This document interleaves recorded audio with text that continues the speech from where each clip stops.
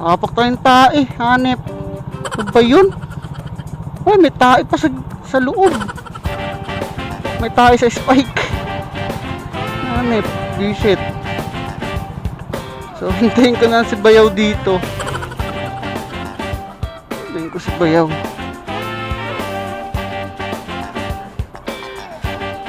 Ano ba yan?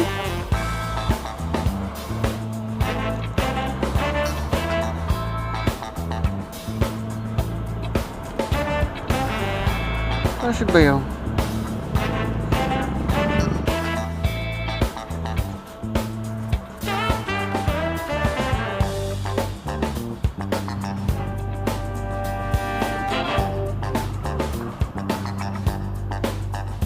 So yun, kung nakikita nyo guys, naka powerbank ulit tayo. Ito nga pala yung in-order ko sa shopping charger.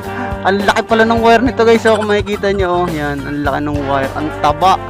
Ang kaganda lang kasi dito, kaya nagustuhan ko. Ito, nababali ito guys. Oh, yan, oh. Nababali siya, yan. Oh. Hindi siya nakaganon ang charger, hindi nakagarne. Huwag tayo nagcha-charge lagi pag powerbank ang gamit natin kasi medyo malayo. Powerbank tayo para yung battery natin dito natin extra. Yan, ganyan. Ay, diba? Kahit malaki siya, kahit di siya magandang tignan, wala tayong magagawa. Malaki pala to eh.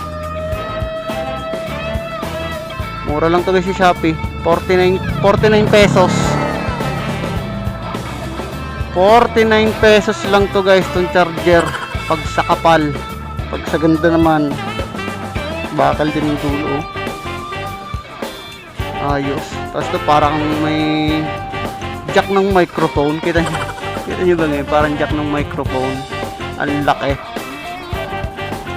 Ang taba din naman kasi. Oh, ang taba ng wire.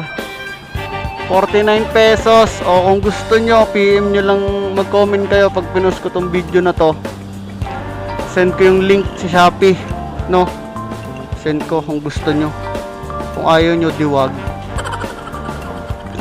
Parang heavy duty naman siya.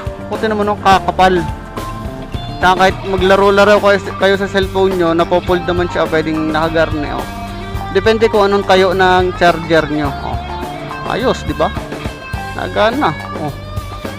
Charging pa rin tayo. Hindi pa rin patay. Naka-powerbank tayo. Ang laki-laki ng powerbank natin dala. Oh. Yan. Tapos ganyan kakapal. Kapal yan guys. So, pang malayuan to. Kahit pa bumiyahe tayo ng Maynila, balikan, hindi malulobot to.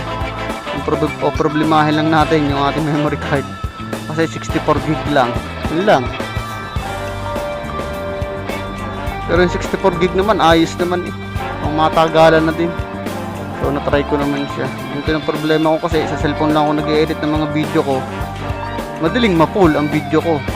Kasi yung gig nung video, tapos pag in-extract mo na siya sa KineMaster, pag ginawa mo ng movie, dagdag uling gig.